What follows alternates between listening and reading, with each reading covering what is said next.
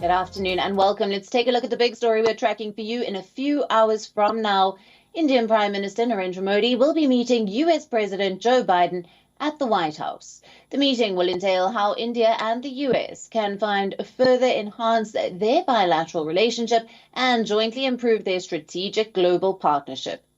Now, according to the Indian Foreign Secretary, Harsh Shringla, the Afghanistan crisis, as well as issues pertaining to the Indo-Pacific as a part of the Quad and the threat of terrorism in the region are some of the key issues that will turn up in the discussion. The two leaders are also expected to discuss how to strengthen defense and security collaboration further, boost strategic clean energy partnership, improve bilateral trade and investment ties, and explore new avenues in emerging technologies. At their bilateral meeting on the 24th of September, the Prime Minister and President Biden will review the robust and multifaceted India-US bilateral relationship. They will also discuss how the comprehensive strategic global partnership between our two countries can be enriched further. Earlier, a senior official of the US government had said that the bilateral will give President Biden a chance to review the US strategic partnership with India, commit to upholding a free and open Indo-Pacific by working together with India, direct joint efforts to a global solution to the COVID-19 pandemic, and address the climate crisis. Later, Australian and Japanese Prime Ministers will join Prime Minister Modi and Biden for the first ever in-person Quad Summit.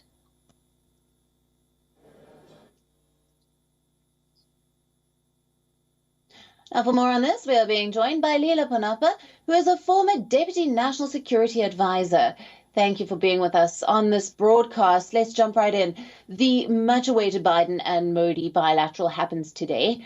What are we expecting from today's meet between the heads of the two biggest democracies in the world?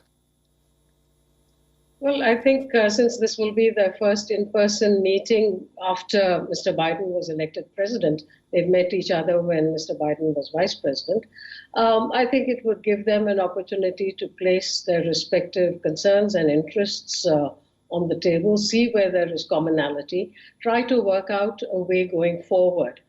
Both in your initial comments and what we heard from the Indian Foreign Secretary, Harsh Shringla, the issues are fairly clear in terms of what has been identified. But I'd like to give it a little context in terms of the timing of this meeting. We're still in the midst of the pandemic. Afghanistan has seen the kind of withdrawal that took place of the US forces, tragically, and the situation that it faces under a Taliban government with acknowledged, declared terrorists as part of that government. Climate change remains a major area of concern.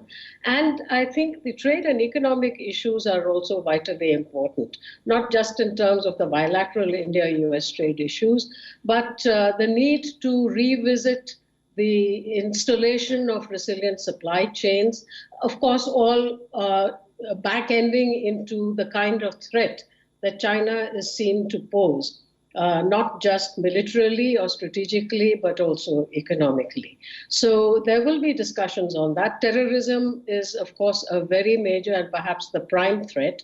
And whether you're looking at the pandemic, where the virus, frankly, is a biological weapon of mass destruction, or the more overt, aggressive moves that China has been making over the past decade or so in terms of asserting claims that it tries to justify, but I think are questionable.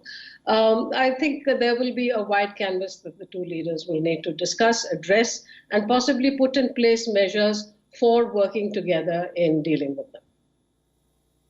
Right. I just want to unpack what you've said and go a little bit deeper into it. As an example, China has emerged as a common concern for both India and the United States.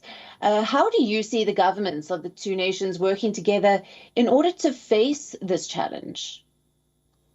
Well, I think one needs to see why China has emerged in the manner that it has. I think back to the time when the United States and China reestablished trade relations. This was in the early 80s. China did a trade show in San Francisco, which was kind of basic in terms of its products. And today, China is where it is, whether it is in terms of space applications, cyber and computer issues, and other strategic aspects, quite apart from the massive supply chain that it has established for itself in terms of driving the world economy, whether you're looking at many, small, medium, or large industries.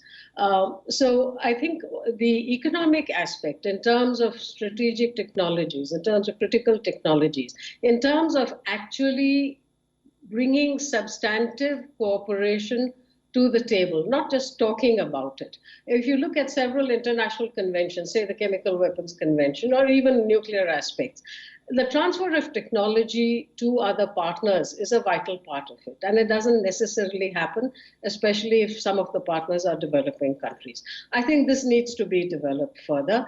And there is substantive dialogue that takes place between India and the United States. I think this must be intensified. That is one.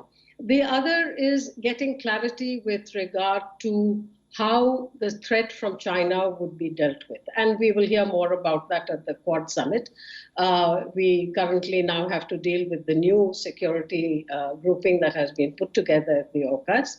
But I think India's position in this aspect is very unique because of the 4 Quad countries, and even in terms of the bilateral equation with the United States, India is the only major country other than Japan, which has a direct boundary with China and which has seen hostilities in the recent past, which has seen both sides taking casualties and so on. So for India, the threat is very real, and India would be looking for genuine, substantive offers of cooperation in terms of what partners like the United States and other partners in the Quad can do in terms of helping it to meet this threat. Then there is the whole Indo-Pacific aspect, where our navies have been exercising jointly, and the whole purpose of these exercises being to help each other with interoperability, communications, security of communications, and so on. Mm.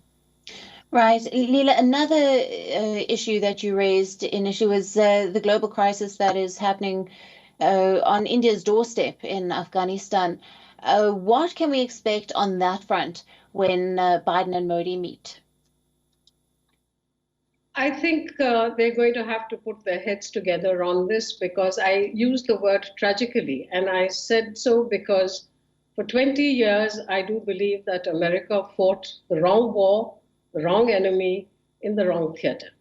The situation in Afghanistan is linked to terrorism, and terrorism as fostered in a common neighbor of Afghanistan and India. These are not India-Pakistan issues that I'm talking about. It is a question of the kind of state policy that supports terrorist groups active in the region. And how the United States will choose to conduct itself, having withdrawn from Afghanistan, frankly, is an open question. I think many of us in India would like to hear about it, because if for 20 years the problem was not dealt with, and this was not because the US establishment under different presidents did not know where the threat was really emanating from, then I think it's really up to question. We will have to wait and see how the situation develops. The Taliban, supported fully by Pakistan, is seeking legitimization. And the Taliban government, as presently declared, has declared terrorists within it. The terrorist groups are actively and openly supported by Pakistan. So I think the world, the international community, and certainly India and the United States are going to have to take some very hard decisions in terms of what they legitimize and what they don't. Leela, on this, on stemming radicalism, extremism, cross-border terrorism, and the dismantling of global terrorist networks. Now, these are, of course, some of the topics that India has taken up from time to time. And we saw yesterday, in fact, Vice President Harris taking note of Pakistan's role in terrorism in her bilateral with Prime Minister Modi yesterday. Now, what can we expect on that during this bilateral between Prime Minister Modi and Biden? Well, I think a lot of that will depend on the political will within the United States in terms of some hard decisions that would have to be taken in terms of dealing with terrorists. Basically, in global idiom, if you will, a terrorist must have no place to hide. And if that happens, then I do believe it is incumbent on other responsible state actors to take the difficult decisions to ensure that those who provide shelter to terrorists are brought to book. This has not yet happened. It is not for lack of knowledge. I think one just has to read Steve Cole's books to gauge where the crucible of terrorism is in our region. But I think the hard decisions in terms of, for example, Pakistan's declaration, Pakistan's position with regard to the FATF, which has for years been trying to urge it, to cajole it into trying to take measures against the financing of terrorism. They have not yet declared Pakistan a blacklisted state. And Pakistan openly supports many of these groups. It's not just the Taliban, it is the Lashkar-e-Toiba, it is the Haqqani network, which has inflicted grievous injuries on American service people, servicemen and servicewomen over these past 20 years. So I think the United States is going to have to do some very hard thinking on this in terms of how it will take measures to staunch this kind of support. Right. Leela, unfortunately, we'll have to leave it there. Thank you very much for being with us on this broadcast, Leela Ponnappa. WION, now available in your country. Download the app now. Get all the news on the move.